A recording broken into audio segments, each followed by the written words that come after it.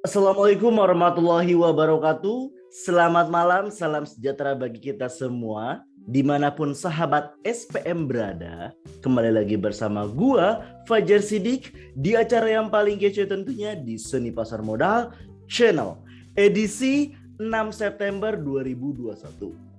Kurang lebih 30 menit ke depan, gua bakal nemenin lu semua untuk ngebahas apa yang terjadi di IHSG hari ini.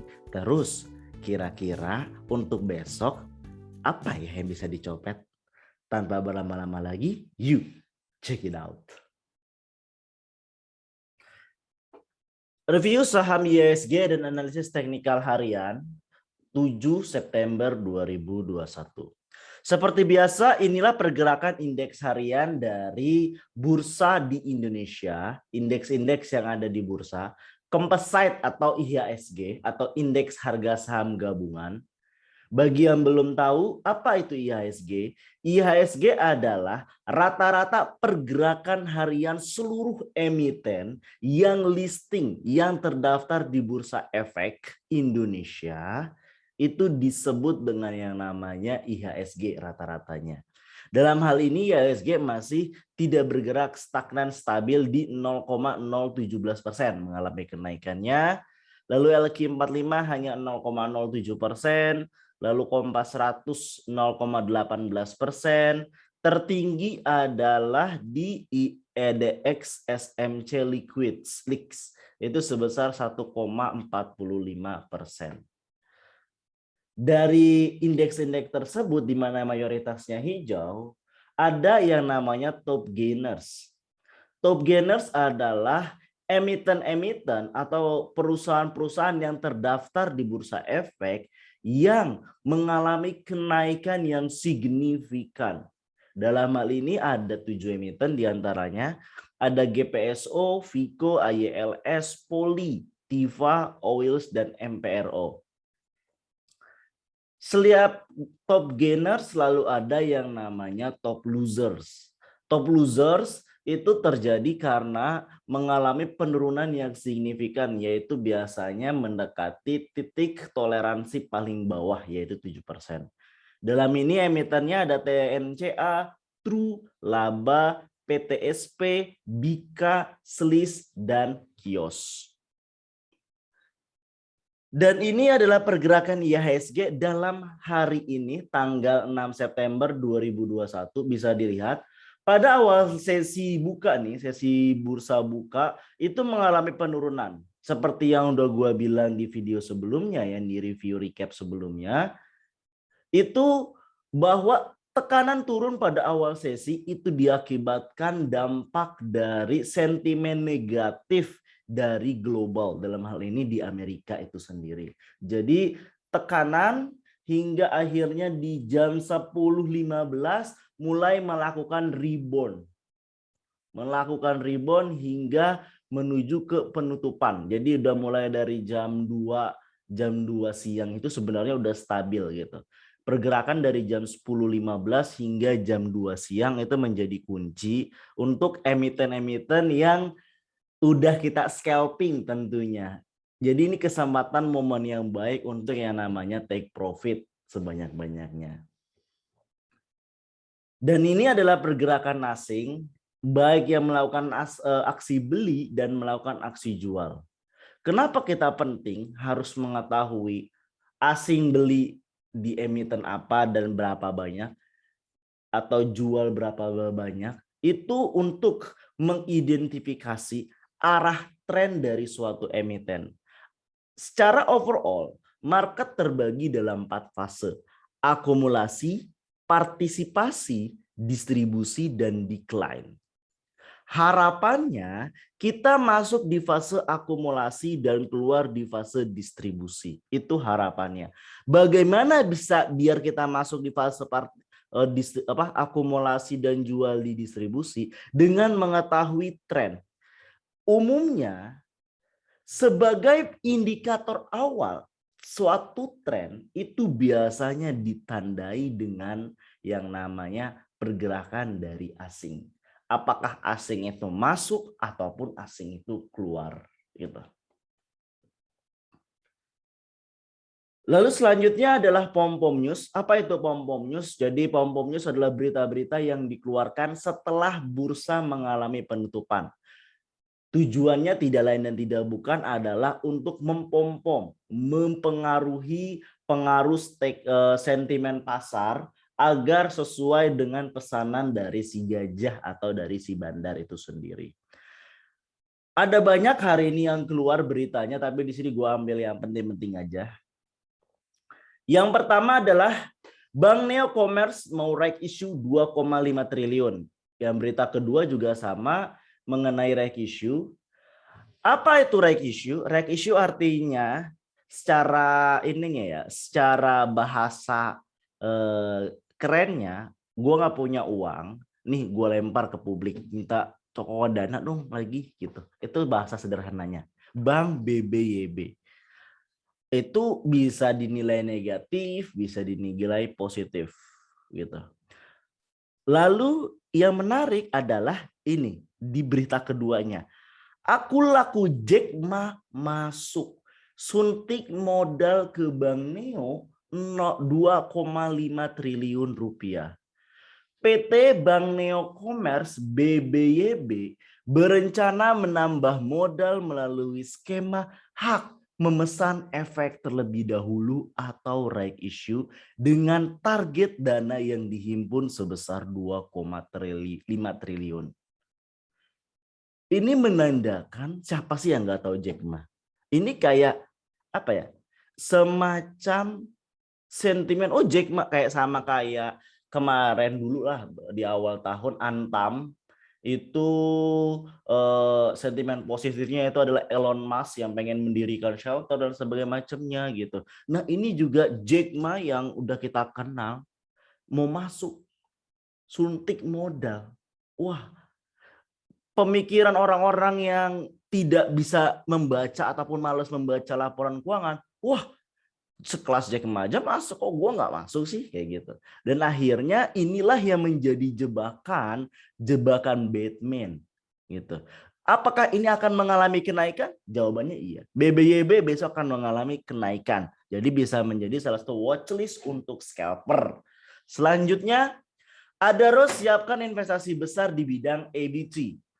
PT Adaro Energy melalui anak usaha PT Adaro Power menyatakan akan terus secara aktif menyiapkan tender-tender pembangkit listrik yang digelar PT PLN, termasuk proyek pembangkit berbasiskan energi baru terbarukan. Satu kabar positif untuk Adro.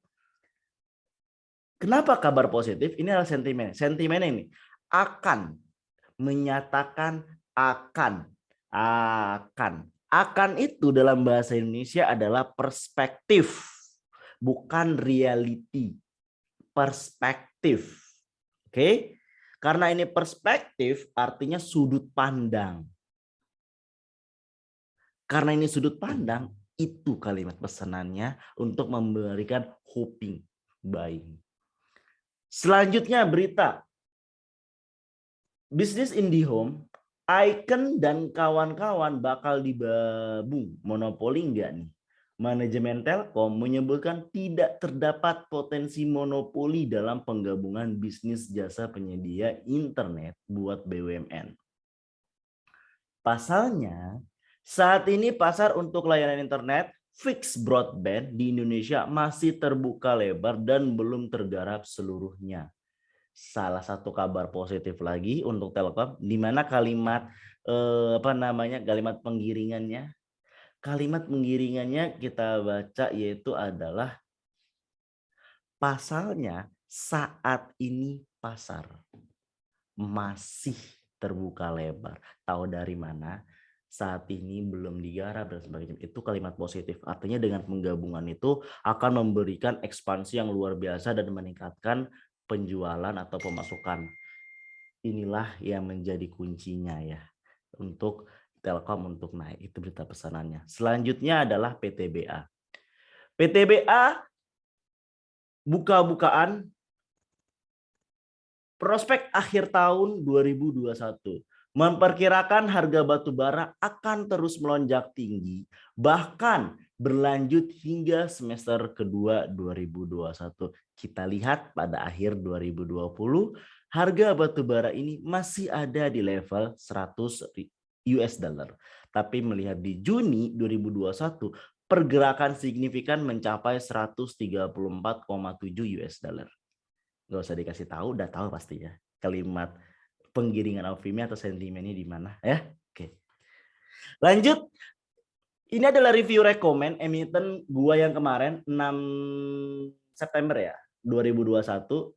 Energi, Doit, BES, dan BMRI. Bisa dilihat di sini secara overall baik Energi, Doit, dan BES itu sesuai dengan trading plan. Berbeda dengan halnya dengan BMRI, itu agak sedikit meleset dari BMRI, tapi tetap mengalami kenaikan.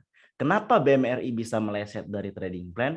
Karena ini ditambah isu positif pada tanggal 5 September 2021 jam 7 malam. Itu terkait Bank Mandiri. Jadi tidak menyalahkan dia lebih naik dibandingkan di trading plan. Tapi secara overall, apa yang gue rekomendasikan itu benar-benar terjadi dan bisa teman-teman gunakan untuk scalper. Tinggal jadi pertanyaan dan kuncinya adalah kecepatan tangan. Oke. Dan ini adalah analisis teknikal, bisa teman-teman uji kembali untuk tanggal 7 September 2021. Pertama adalah Saratoga. Di sini gue pakai indikator, yaitu adalah indikator moving average 2 dan 5. Apa itu 2 dan 5? Indikator moving average 2 artinya rata-rata pergerakan 2 hari kerja dari emiten tersebut. Kalau 5 rata-rata pergerakan 5 hari kerja bursa dari emiten tersebut. Lalu yang keduanya yaitu memakai RSI. RSI itu apa? RSI itu untuk melihat yang namanya psychology pasar. Apakah pasar lagi hoping buying, sentimen positif, atau hopeless atau sentimen jual gitu ya. Kalau RSI-nya mengarah ke atas itu adalah hoping buying. Berbeda halnya kalau mengarah ke bawah itu yang namanya hopeless atau jual. Saratoga buy 1693 sampai 1699, cut loss di 1680, jual di 1720 sampai 1725, persentase naik 50,41%. Pegas sama juga mengalami golden cross dengan hoping buying, sentimen positif, buy di 1080 sampai 1090, cut loss di 1060, jual di 1102 sampai 1110, persentase naik atau kemungkinan naiknya pada tanggal 7 September itu sebesar 57,14%. IELS yang telah mengalami arak beberapa hari kemarin, buy 122 sampai 126, cut loss di 119, jual di 140 sampai 150, persentase naik 47,83%. Ini bisa dibilang adalah very high risk ya untuk ILS. Kenapa? Bisa kita lihat di RSI, dia sudah mengalami jenuh beli. Artinya akan siap-siap untuk menukik ke bawah untuk mulai melakukan aksi jual. Be careful, tapi untuk copet-copet di awal-awal kecepatan tangan bisa diuji di ILS. Terakhir adalah Adro. Buy 1350 sampai 1365, cut loss 1345, jual 1380 sampai 1390, kemungkinan naik 58,54%. Di mana sama juga secara moving average ataupun RSI menunjukkan hoping buying dan telah di atas garis MA. Artinya di sini tekanan untuk naik atau tren arah naik masih cukup tinggi. Jadi bisa teman-teman gunakan untuk yang namanya scalping. Kurang lebih itu yang bisa gue sampaikan. Kalau misalkan konten ini bermanfaat, silakan like, share, dan subscribe tentunya kepada teman-teman yang membutuhkan. Silakan bagi-bagi ya channel ini. Biar channel ini berkembang dan bisa bermanfaat bagi orang banyak. Oke, gue Fajar Siddiq pamit. Bye, assalamualaikum warahmatullahi wabarakatuh.